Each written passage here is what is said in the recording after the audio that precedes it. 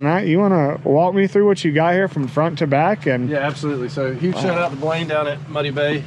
Super helpful, super great to help take care of it. So running dual motors, we have Motor Guide XI3 on the front and a Newport NK300 on the back. That way you kind of get the outboard use in the back when you're making long runs. When you get to your fishing spot, drop trolling motor and troll around.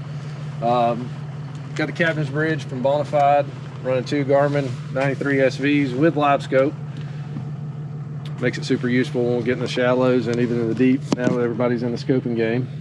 That's your new Yak Attack roto phone holder. Yep, that's super beneficial too, especially doing these tournaments, because then your phone's just hanging right there. You don't feel like you're going to drop it. It's attached. Even if you drop it loose, it just hangs tight. Now, as far as your motors go, I know you got the Motor Guide with Spotlock on the front, the Newport back here. What kind of batteries are you running and where are they stored at in here? So both batteries here, we can actually see them real quick. Nice. Drop this down.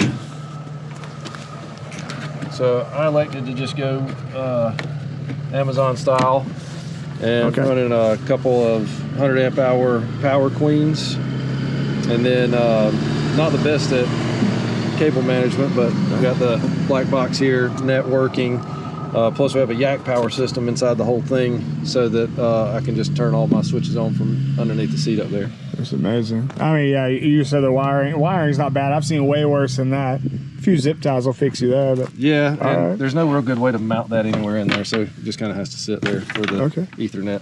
Very nice. Pro tip: if you're going to buy Garmin's, go to the 106 SV instead of the 93 SV, because they come with 2 Ethernet ports on the back of them. Right. And then what it costs to buy the little box to run Ethernet is more expensive than the cost of the upgrading to the 106 SVs. Okay.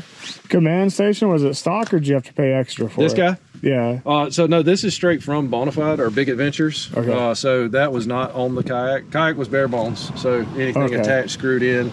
The tool holder actually from Big Adventures as well. Okay. Separate thing that they sell there. And then you got the storage panel here, holds the other battery. I see a second one sneaking down there. Wow, that's a lot of storage space. A lot of storage space. If you're only running one motor, don't need the electronic space, you can do tackle, do whatever, and it's scuppered too. So it comes factory with a couple of scuppers in it. Awesome. But and then of course it has their power plate right here, which is super nice, because then you can just take the battery straight through. Okay. And then moving on, of course, you got the Millennium seat. So now with that, you get the full rotation, which I found like super nice. Especially, I tend to fish out of the left side of my kayak a lot. Right. So it's giving me the opportunity to really spin around. I can see myself like summertime too, when we're on flip flops instead of on our NRS stuff. Right. Throwing your feet over, casting around, just go to it. Cool little hack I found on the internet there. XXL Plano box fits perfectly right under the seat. So hold all your soft plastic, so that way you have more room in your black pack. Don't know if it was intended to be this way, but right above the seat cradle makes a perfect place for the catchboard to just lay right across there.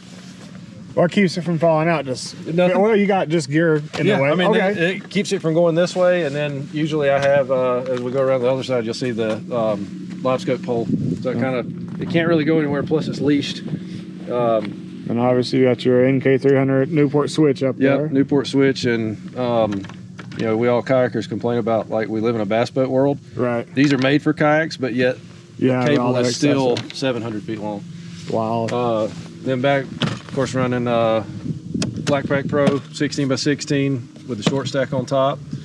Then terminal tackle and the little sidekick. And then here, lead time, lie time, 36 volt, 55 amp hour battery, running the NK300. Okay, and you were telling me this morning as far as what you're getting out of that, full throttle, hour and a half, but really. Yeah, and on their website too, they have like a little calculator where you can go put in like what size boat you're running, and then it tells you like your watts. One problem about these and Torqeedo is everything they calculate off of watts. Right. And we're running on amp hour batteries. So it's a little hard to calculate, but if you sit around 50-60% throttle, you can go all day. You got dual mounts for your... You do, yeah. You can choose your sides with the NK. I don't know why I chose that side, just because it felt right to me. I mean, yeah, it seems right. Yep. And then you know, have the bracket on there for the trim hole. Is there an undermount option on the bottom too? There is not an undermount option. Okay. I have found from some online places where they make a scupper attachment, so it can go up into the groove through the scupper and hold it in, but it kind of sits a little sideways. So I don't think that's standard stuff. Probably not. That's of course got another Yak Attack. Got the leverage landing net, which that thing's super awesome. Yeah. Because you can just flip your arm back there, grab it, flip it over, and physics. Then, bang, you got it. Physics takes it from there. Physics takes over from there. All right. And then here, fishing specialties. This is your live scope pole. Of course, the trailer's in the way, but live scope just rides right there in the side. I see a lot of videos where people ask about the different live scope poles. Did you do a lot of searching, or was this just one? I did. Well, and actually, this was my second pole. I did the Railblazer first. I think everybody starts there and ends up saying no. Yeah, and that was a $250 mistake. So you're better off just going straight with fishing specialties. They make a couple different brackets.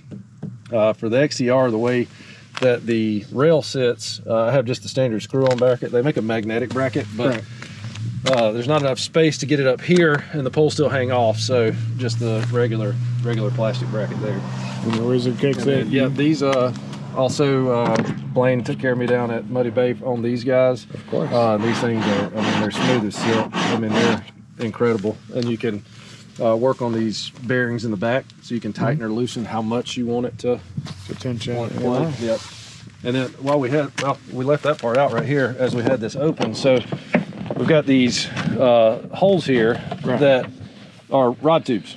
Okay. So you can actually lay down, you know, I've got too much stuff in the way myself, but this guy holds in your rods. So as many, based on your equipment, as many rods as you can get laid down and ran up in there, you can get some tip protection. So today I actually ran 10 rods, one on each side plus my 8. So there's days that would be so nice for me, because I do so many bridge runs. Sometimes I hit those low overhang and you got to take all that gear down. And and I've ran the Side Stage Pro on a previous kayak, and it just hangs out there so far. You feel like you're going to fall out of the kayak to reach out to that third and final rod out there. But as far as the kayak, is there anything you don't like about it right now? I mean, I imagine it's hard not to have something you like about it, but... Well, you got to hope you have help at home if you're going to take it off the trailer, do some work to anything, because it is heavy. There's no question about it.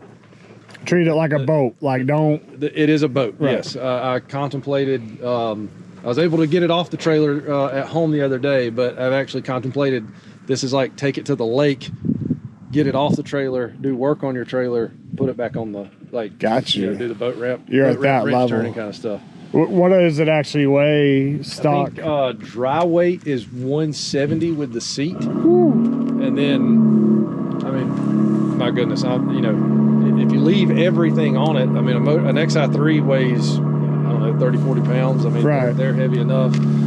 2 batteries, while lithium, 2 batteries together are another 50, 60 pounds. You know, I'm a tackle junkie, so my black pack is filled with, I can actually flip that open and give you a see. I'm actually horrible about it, but I carry like 5 or 6 3700 size Plano boxes.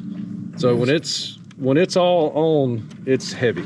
Right. It's a load to get up and down off the ramp. You mentioned this Chad Hoover life hack to me earlier for your yak crate, right? Yeah, that one did. That came from old Chad Hoover on YouTube. Just running the couple of the little eyes there, one on the inside of the box to the grid lock.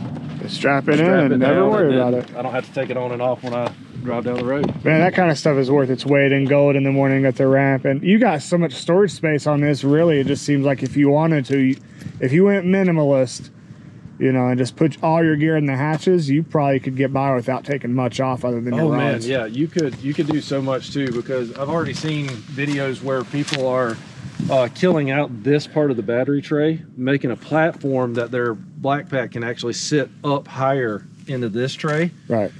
Give them more space. Even if you don't run an NK, say you just want to run an XI3, Bonafide actually made this to accept the SS rudder. Right. So you can actually put the rudder in the back right here. Okay. And so you can still get some foot steering with your XI3. Gotcha. And then that's that much weight gone. You don't have a 36 volt back there.